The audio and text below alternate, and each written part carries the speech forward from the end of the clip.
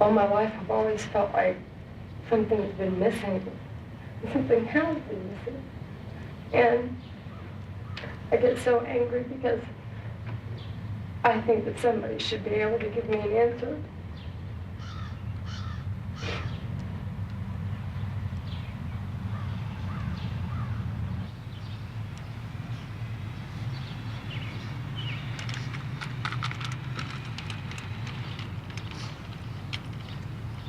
Where is he? Why isn't he here? Why isn't he here for all the bad times and all the good times?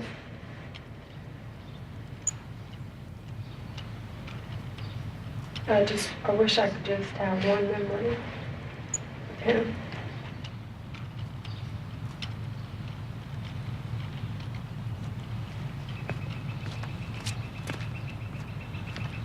The government gave your dad the Silver Star, which they explained to me the Silver Star is the third highest medal that any military man can receive. And this letter explains to us that your dad, what he was doing, he was what they call a point man on a road clearing patrol. And it explains to us that what happened, that as they were coming to this bridge, that there was a mine set off. I was thinking there was always a possibility that my dad was still alive.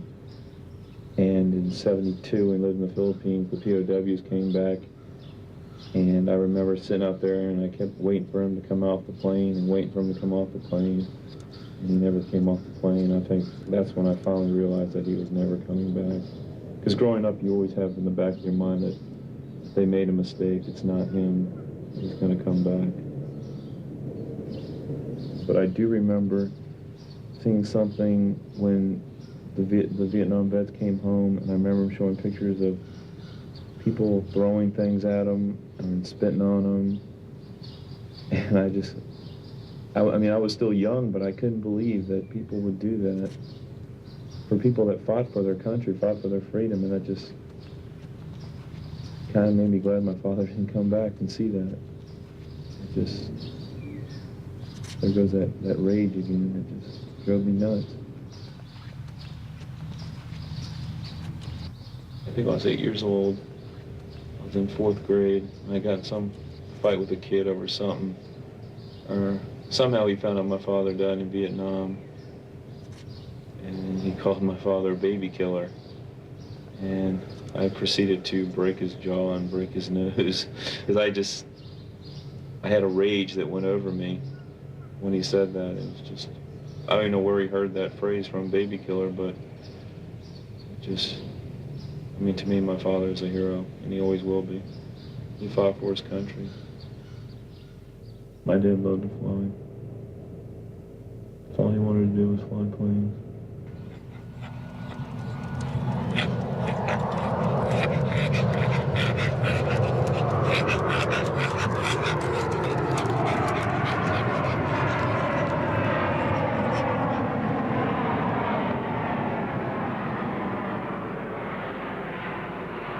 I was 4 when my father died. I can remember some things they still come up when I'm sleeping. I'll wake up in the middle of the night, kind of like a nightmare, and I'll remember something. I remember him taking me on the ship. I remember him taking me by a pool. I remember his Navy sword, because I tried to hold it, and it was too heavy for me. I almost fell flat on my face. It's not, some stuff still comes back to me, but mainly in my sleep. The one that really hurt me the most is I remember the night he left on his last cruise before he died. He woke up early in the morning, he kissed me goodbye, and I pretended like I was asleep, but I really wasn't. I think that kind of hurts me, because if I knew what was going to happen, maybe I would have had a chance to tell him I loved him.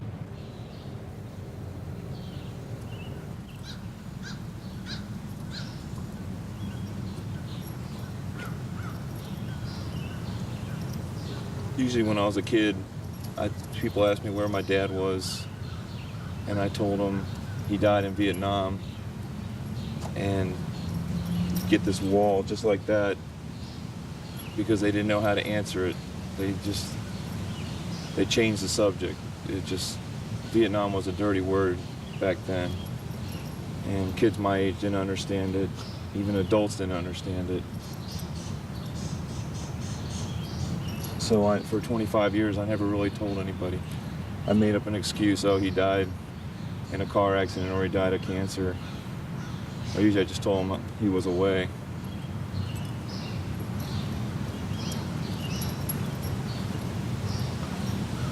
The first time I went to the wall was December 1982. I think it was inducted in October of '82. And the brick wasn't there before. It was just mud. It was a cold day. And I was walking over the hill. And the first time I saw it, I was hoping that I was looking at all those names. I go, God, I hope that isn't all names. You don't really realize 58,000 men, how many that really is till you look at the wall. And then you start walking down. And I remember I kept saying to myself, don't cry, don't cry. And I found the panel. My mom told me where his name was. And I went down and it must have rained the night before because the minute I saw his name, I just started bawling, crying. And I went down on my knees and I had mud all over me. And I just thought to myself, all these men, for what? And I guess it really hit home.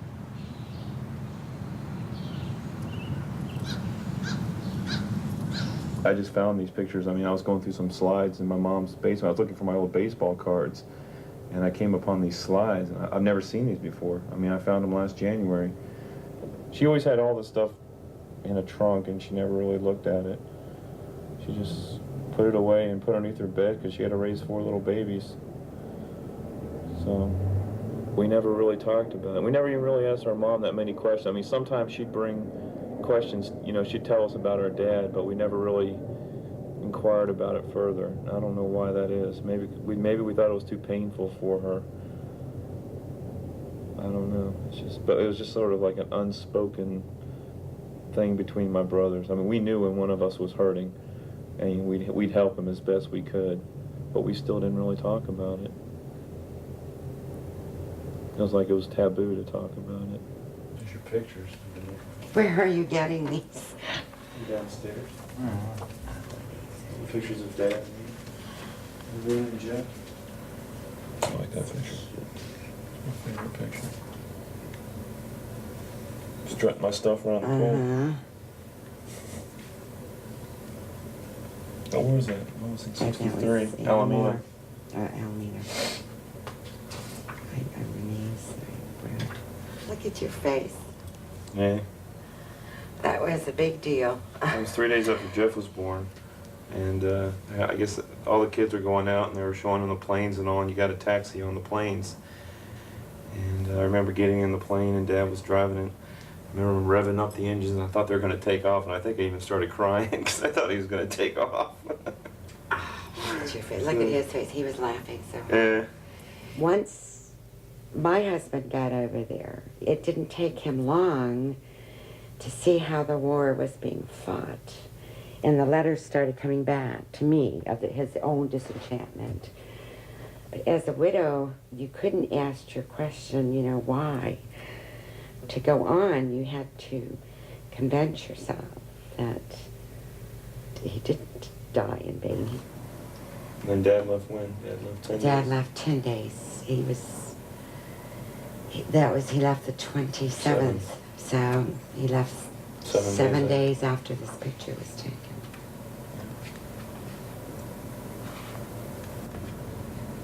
I kept pictures and whenever they asked, I talked about him, and I don't know what they comprehended when they were younger. At the time I was told of his death, David was 4, and I had the Catholic chaplain I asked to come back to help me tell David, because I felt that of all the boys, he would be, even though he's 4, but he would have more, know what's going on. And please come back and help me tell this child that his father's dead, because he knows something's wrong. And so the chaplain never showed up to help me tell him, and I don't understand that. I never will understand it.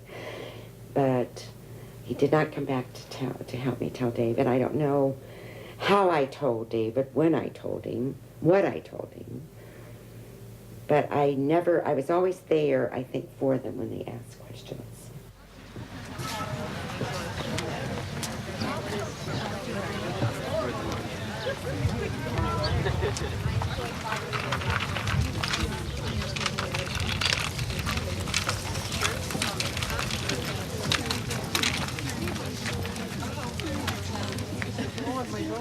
When I went to the sons and daughters thing that Sunday, that Father's Day, that was the most emotional experience I think I've ever had.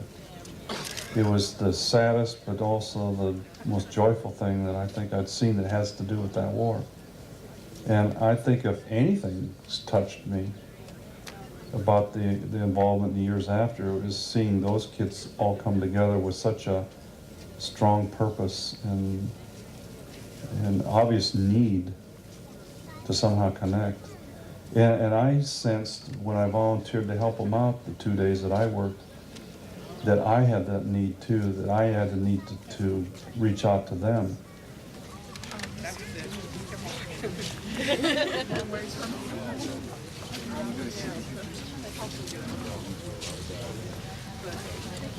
To my father, Lieutenant Colonel Bruce Aaron, when you were shot down in August 1967, we held hope that someday you would return. I was 11 years old, with long red hair. While you were missing, I refused to cut my hair, because I was afraid you wouldn't recognize me when you returned. When you were pronounced dead in April '69, I was 13 years old when I finally cut my hair off. I couldn't part with the hope. It has been 23 years since I cut it off, and now I never wear my hair long anymore.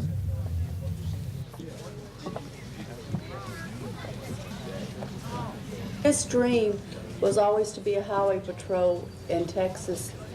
And we had gone and asked them right before he went overseas about what he had to do to become a highway patrol. And they told him that when he got back from Vietnam to come in and fill out an application, because with him being a military police, there was probably, be no problem for him to go on, and that was his dream. That's what he wanted to do. And this is a picture that was taken the other day. I wanted some pictures of your dad and I taken together. And we were going to go over and have the photographer to take our picture together. And this picture was taken right before we left to go have keep our apartment. And you can see in this picture, this is the only picture that we have that you can say that all three of us is in it. This is me, pregnant with you, and your dad. And this was taken on February the 22nd, 1968, and your dad left for Vietnam February the 26th, 1968. Growing up, the Vietnam War was always kind of a negative thing because of all the controversy. And growing up, you really didn't say too much about, oh, my dad was in Vietnam, because people really didn't talk about it, and you didn't know what kind of reaction you were going to get from people, whether or not they were going to say, oh, they shouldn't have been there, or they deserved what they got, or whatever. So a lot of my friends that I went to school with, they couldn't relate to it because their dad wasn't in Vietnam, or they weren't killed, and so it was something that you always just kind of kept to yourself. Jamie, this is the man here that notified me of your dad when he was killed in Vietnam. This is the same man here that notified me that he had been killed in Vietnam. This picture here was taken out of the newspaper. It's a picture. Your dad received 2 medals from the South Vietnamese government, and they were the Military Merit Medal and the Gallantry Cross with Palm. And it was taken November the 7th, 1969, and you were just a little over a year old. You were like 14 months old when this picture was taken. This is a picture of me and a picture of you. And this is the picture of the two medals that the South Vietnamese government sent for us, for your dad. And another interesting thing about this picture is this man here, Major Spence. He is the man that had came the day that they notified me of your dad's death. It was on a Sunday morning, and it was the second day of June on a Sunday morning. And it was 6:30 in the morning, and there was a knock at the front door, and your grandfather went and answered it. And I could see him. He was where I could see him through the little crack of the front door. And when I saw him, I knew he had something to tell me about your dad. With him being dressed in uniform, I knew he had something to tell me about your dad. And on that day, your dad and I had been married 9 months to the day that when they had came and told me that he had been killed.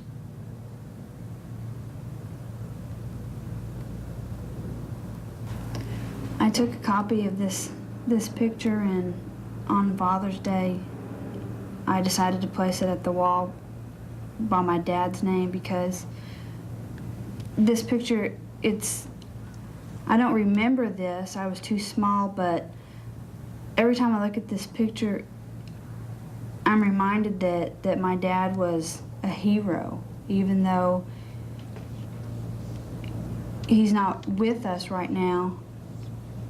At least I can look back and I know that he gave his life for his country, and that he died a hero regardless what anybody says. I'm very proud of him.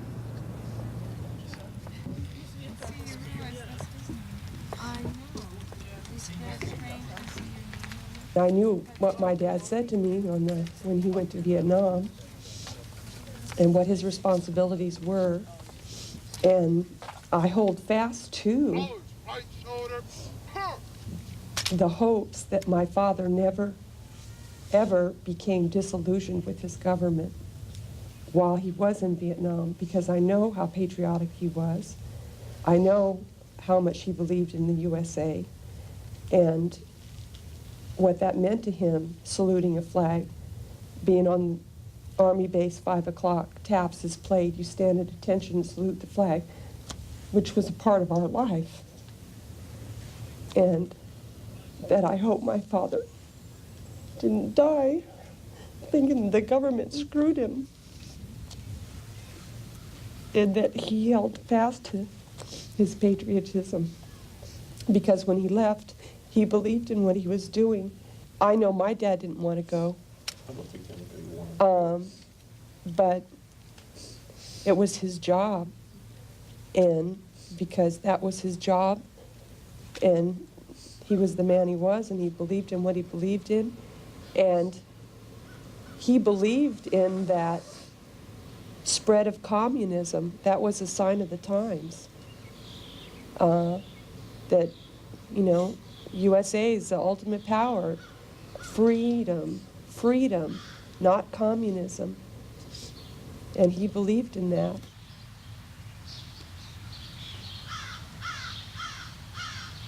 The politics sucks.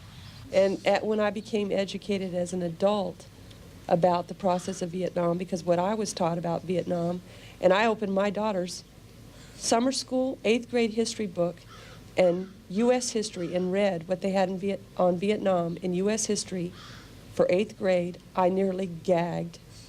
It was 1 page, 4 columns of writing, and it was a load of bullshit.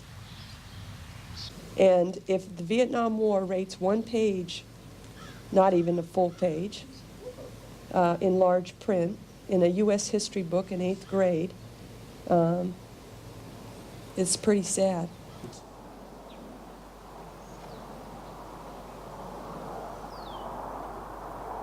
When I went over there, I was still the same old naive guy that I was back in Minnesota.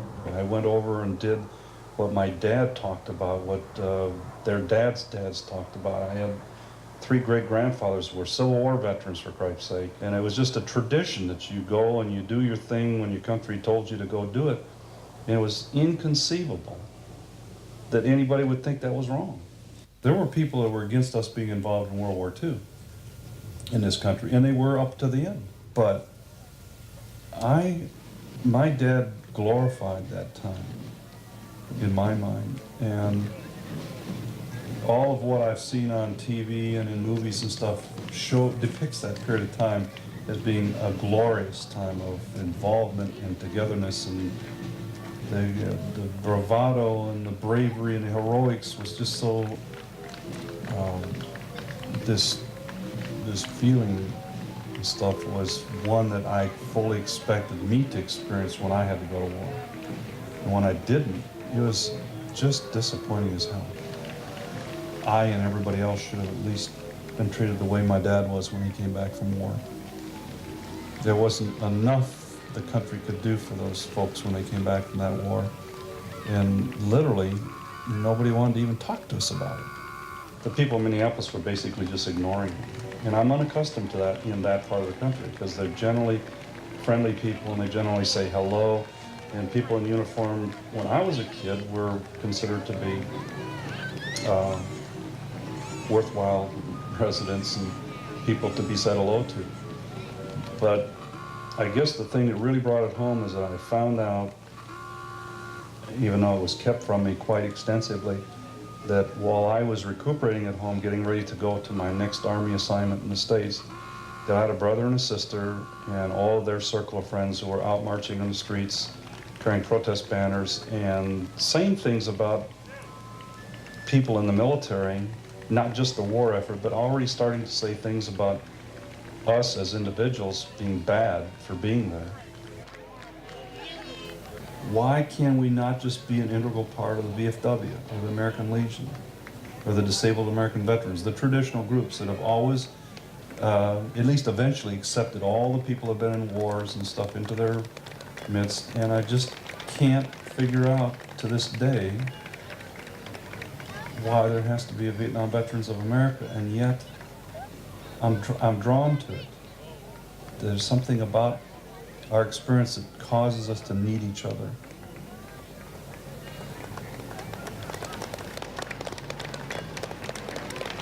I spent 5 months there thinking that I should be acting like John Wayne and all these other movie actors that are heroes in war scenes and movies and TV and stuff, and finding out that I am nothing but a person that is absolutely petrified of the whole experience and fearful literally every minute of the day that something bad is going to happen. Well, I went there with 45 men. When I left country, there were 17 of them fit for duty. Not one of us had been hit by a bullet. So it was always this tortuous, terroristic stuff. We were constantly being hurt while they're standing there staring at you, not warning you, just staring at you, and our sense was probably laughing at us behind our backs, because might even being the ones that did it, you know, and stuff like that. So what the hell are we doing here? And this very thing happened when I was blown up. Some guy rides his bicycle through this devastated scene with people laying all over the ground, blood all over the place, bodies mangled and stuff like that. And this guy like casually rides his bicycle through this scene and expects us to think of it as a casual experience? Not hardly. They ripped him off that bicycle. My company commander, who had been in the country too long already, pulls out this Bowie knife and he's going to cut the guy's head off. He's going to strip him from top to bottom and bottom to top and stuff like that. And it's because we blamed them for us being there. And even back in '65, our sense was, what the hell are we doing here? You're just watching this script being played out, and soon you walk through this area and you die. It's just unbelievable. You're sitting at the top of this hotel the Milan Hotel, probably about the 10th floor. It had a bar up there, just total glass all the way around. And you could sit there, downtown Saigon, and watch the war like you were watching it on TV. You could see the B-52 strikes in War Zone C. I knew right, from where I was sitting, I knew right where all the different war zones and all the different operation areas were, way back even then. And I could see the B-52 strikes because it was aptly named Rolling Thunder. It was just like boom, boom, boom, boom, boom, boom, boom, boom, and it was just a constant flash, flash, flash, flash, flash type of thing. You could see the tracers of the machine guns and all that stuff. You could see explosions all over the place and stuff. And you're sitting there having a drink, and you're having a bar girl sitting on your lap trying to get you in bed and stuff like that. And you knowing probably 10 miles outside this window are people just like you that are dying, that are sitting there saying, I wish the hell I was in Saigon watching this type of thing, and how different that was to any war I can imagine. It's like you're watching your own death because you sense that you're going to be out there tomorrow, almost like you're above it and you're just watching your own death.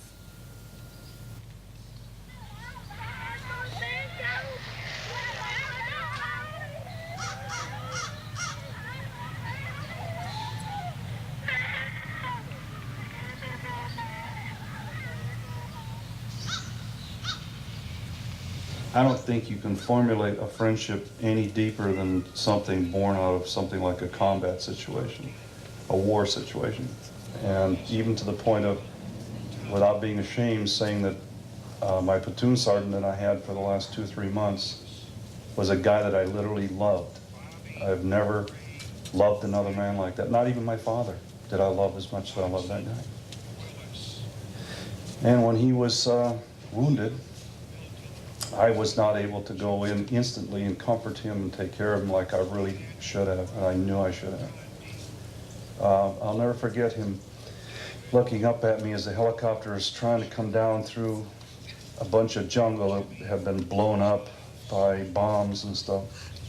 And he looked up at me and he said, well, sir, curiosity killed the cat. And he's the guy that had tripped the booby trap that had destroyed him and 3 or 4 other, I guess 10, 15 other people. And when I got back to the base camp, they told me he died on the operating table. So I lost a really good friend. And it just really bothered me that I never responded like I should have. And so again, coming back to the States and probably still thinking about that, and probably always will the rest of my life, finding these people are trying to tell me that my experience over there was worthless, that I shouldn't have been there, that it was all wrong. And boy, it just really burned me, because how can you say that the death of a nice guy like that could be wrong? I'm sorry.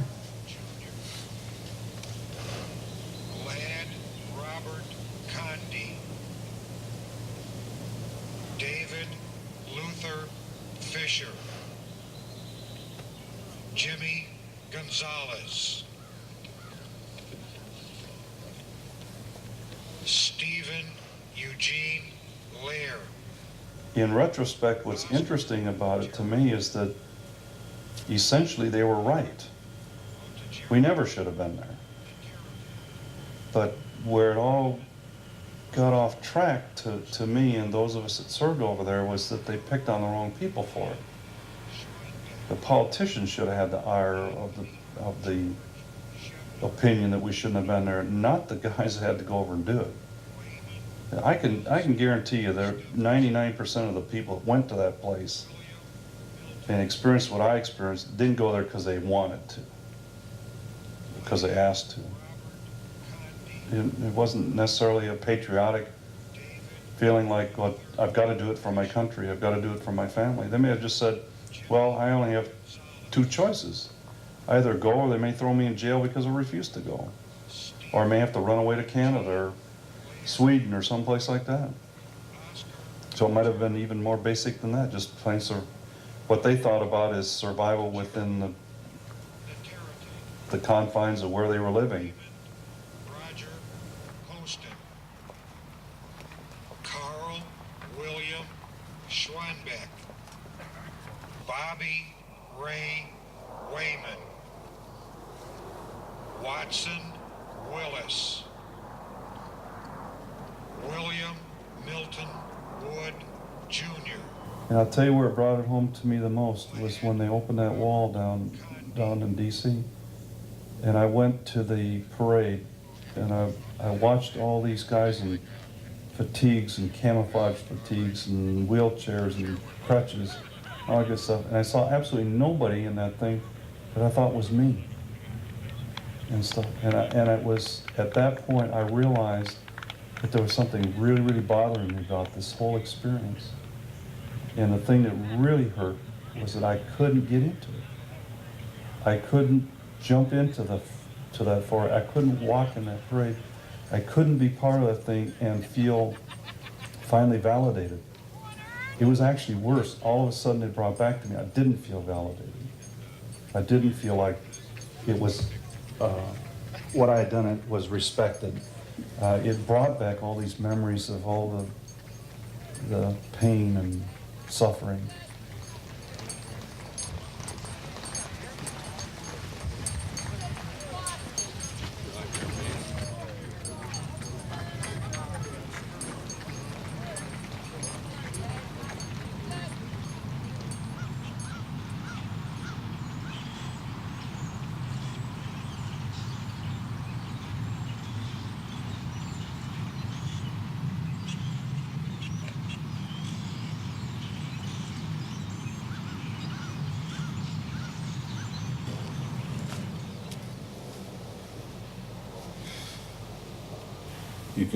You can hear, but you can't hear, you know, or you listen, but you can't hear. So,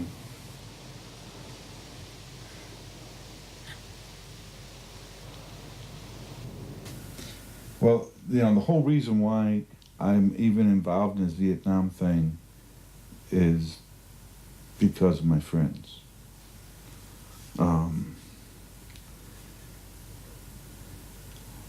That's all we had when we were growing up in the street. Is your buddies, and three of us growing up in St. Louis. We'd already quit high school, and so we decided we wanted to go to California. Well, this is like 1964, 65 time frame, and I mean, we keep running away. I'll never forget it.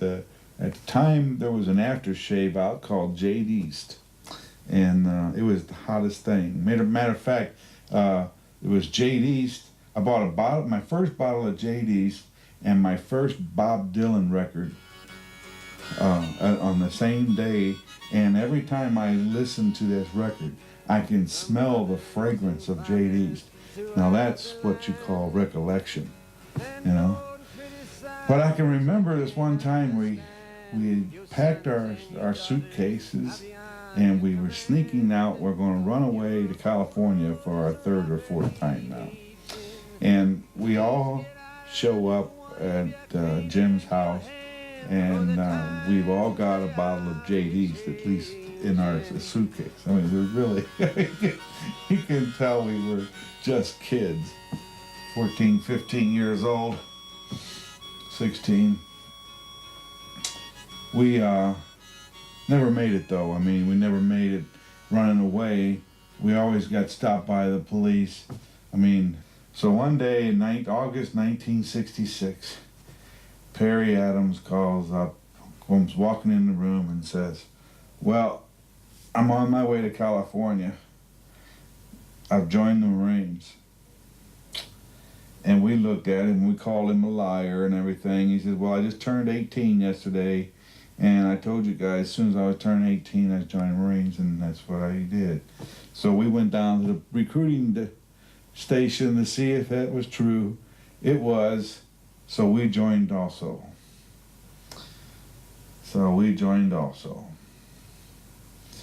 Well, let's see, that was the 8th of August. We were gone on the 12th.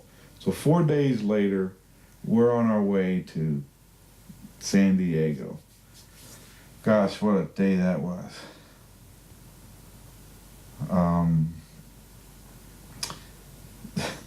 When we got there, this green bus pulls up, and a sergeant comes off the bus and says, hello, how are you? Hope you had a good flight. Come on the bus. I'll take you down to the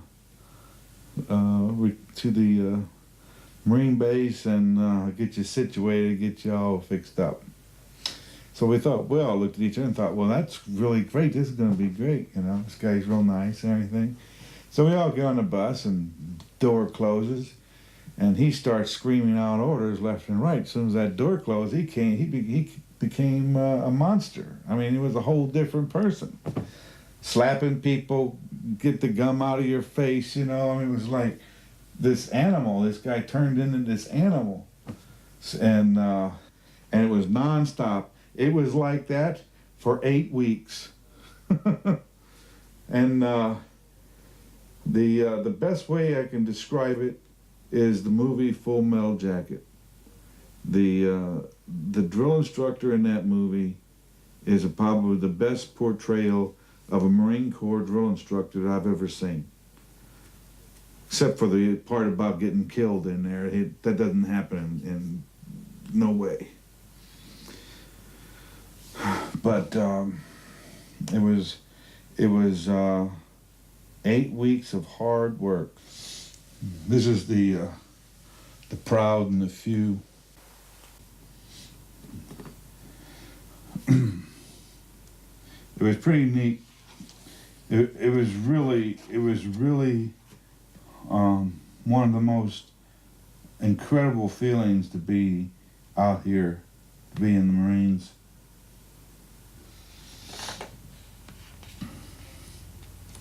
But what a pride. This was the mess hall. What a thing. What on a Sunday afternoon after lunch, you're standing out here in front of the mess hall, you're just eating, and you're looking at the colors. Here's the flag of our country. I mean, and you're just so wrapped up in it. The emotions were just incredible at times.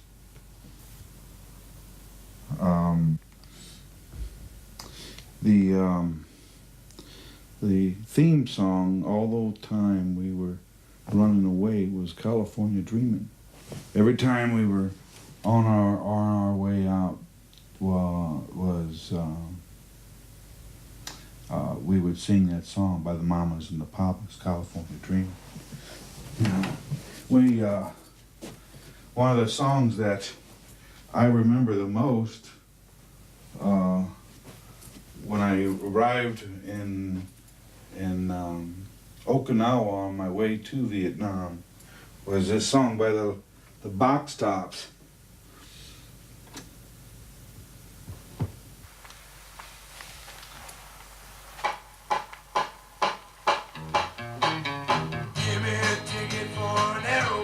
Yeah.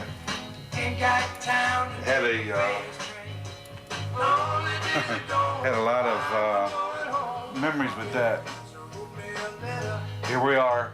We're sitting 10,000 miles on the other side of the world, and that's all we could think about was getting back home. So every time you hear this song, I think of the zombies that were coming out of Vietnam, the kids that were totally wiped out from their tour of duty. They were, well, there's a look that the old guys leaving give to the new guys coming on board. That's the look. It's like these guys are hollow shells of what they once were. That's what I remember when I hear this song. Reminds me of sitting in Okinawa, where was the transition place for staging area for bringing the new people in and taking the old people out. It was a pretty wild experience. This place was very strange. Camp Smedley D. Butler in Okinawa. The animals, they have the song, "We Gotta Get Out of This Place." Became a big theme song.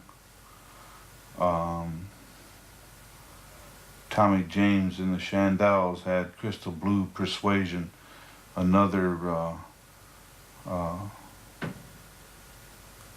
song associated with Vietnam. Later on, Billy Joel came out with Goodnight Saigon, which has become almost a cult song among Vietnam veterans.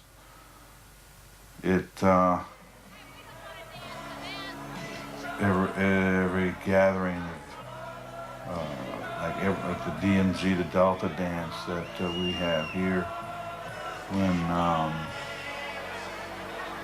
when that song played, everybody in the room stands and holds hands. It's like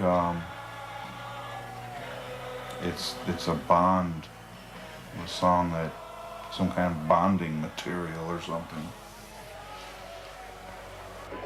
It took me years to get over hearing the chopper.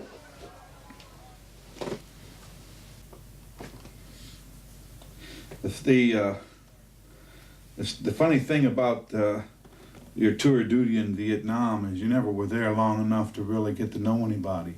You knew them, you got very personal in your day-to-day life, but you didn't really know them. Everybody was called by their last name, except for a few people. This guy is the one who saved my life when I got wounded. And he's sitting there with his two favorite things, a can of Ham's beer and a roll of toilet paper.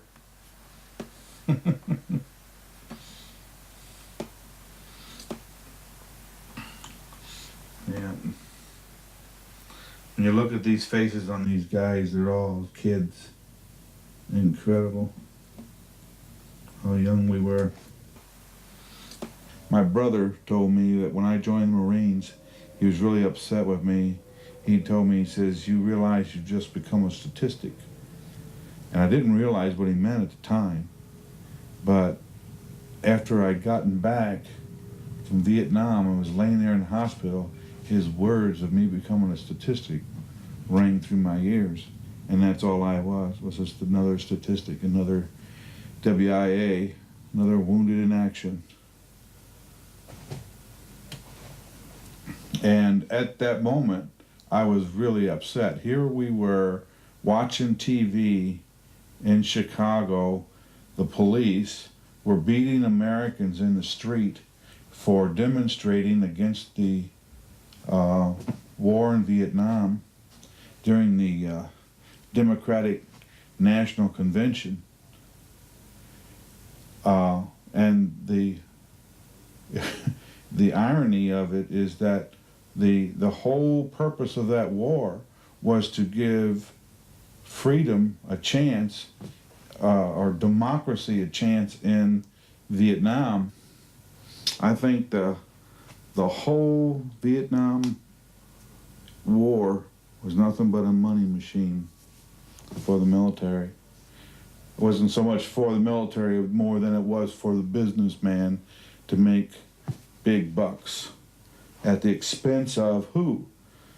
The uneducated dropouts, the young black, the young Hispanic, The men that weren't working didn't have no future. They weren't in college. They weren't going anyplace.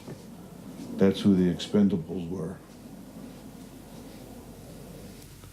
So there's, of course, there's no way of proving anything like that. I mean, like, a lot of people have speculated on it and said that I just agree with them.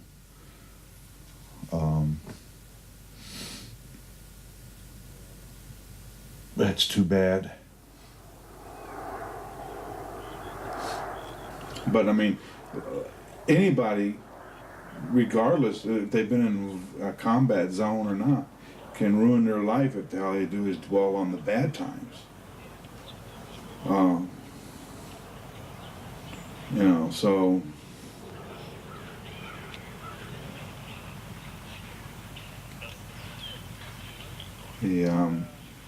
I think back my friends that I joined the Marines with,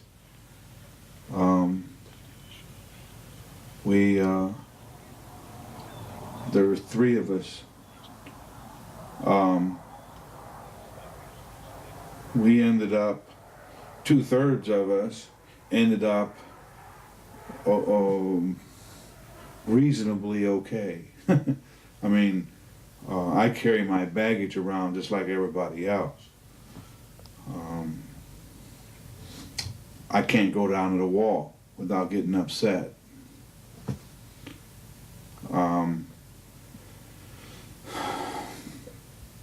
And that's because of my friend Greg. That's amazing. Here's another story. How can, I'm 43 years old, how can one person, you only knew him 9 months out of your life, how can one person have so much impact on your life that you go through the rest of your life feeling like you didn't do something, or you're responsible somehow for their death, even though you had nothing to do with it.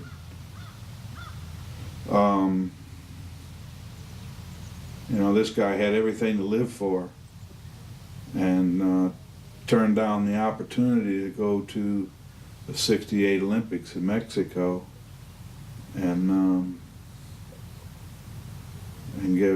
turned it down and went to Vietnam and got killed. He told me on the plane on the way over there, he says, I'm going there because I'm going to die there. That's where I'm going to die. And it's almost like he knew it. So I don't understand that. I don't understand why I can't say goodbye. It's really weird, really strange for me.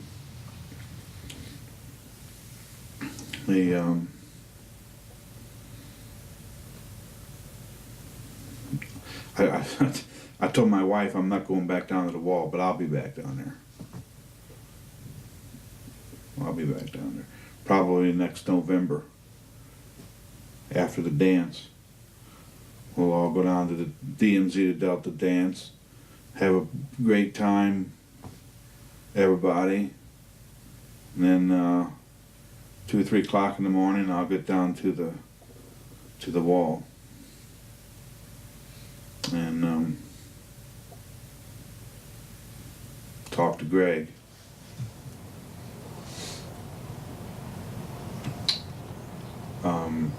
It doesn't take long for you to develop an attitude about death. Develop this feeling like not being afraid of it. When you come to this conclusion that you no longer are afraid of dying, you're in trouble. You're in real trouble, because you'll then become the risk taker. Be afraid. You won't be afraid to go out and do anything. Put yourself in every kind of situation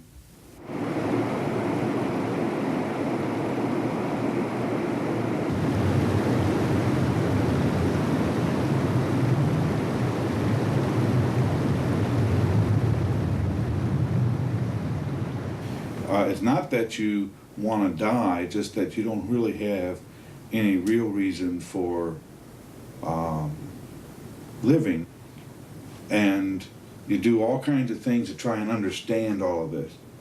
You start reading all the different kinds of Bibles and try to go through the religious aspects of this, of life and death and everything. Nothing had more impact on me as far as living or wanting to live or caring about dying until I married my wife, Gail. She brought something in my life that I didn't realize was missing. You believe you understand death, that you feel you're just moving on to another phase, and prior to my meeting Gail, I didn't care when that happened, but now I do. Very much so. It's a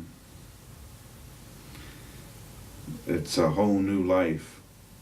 Actually, it's what it's like. It's almost like being born again, because now I have,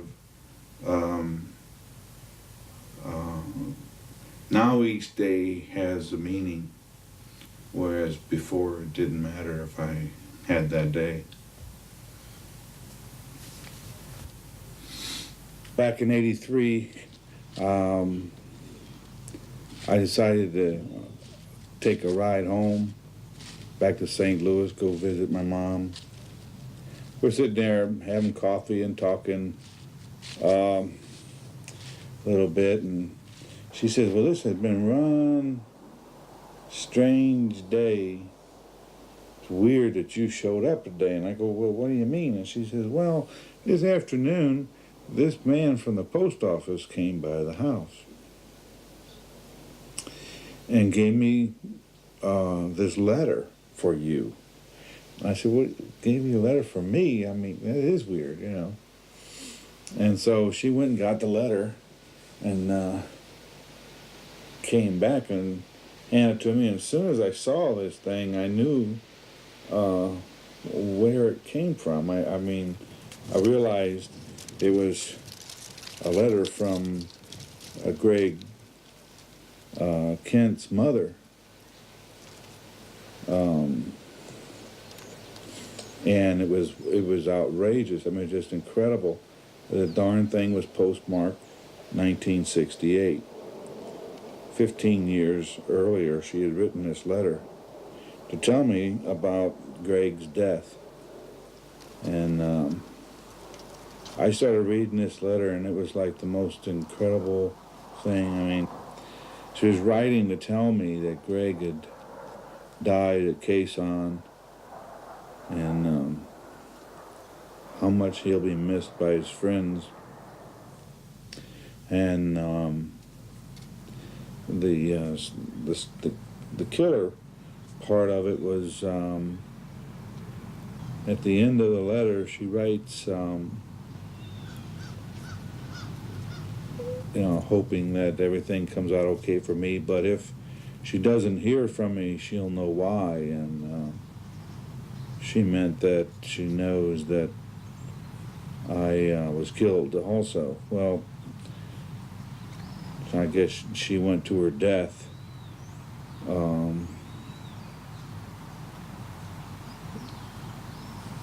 thinking that I was killed. Very strange. I mean, it's almost like I was supposed to go there to get that letter. I mean, it's almost it's uncanny. You know, it's just weird. It would be a good thing for you to read.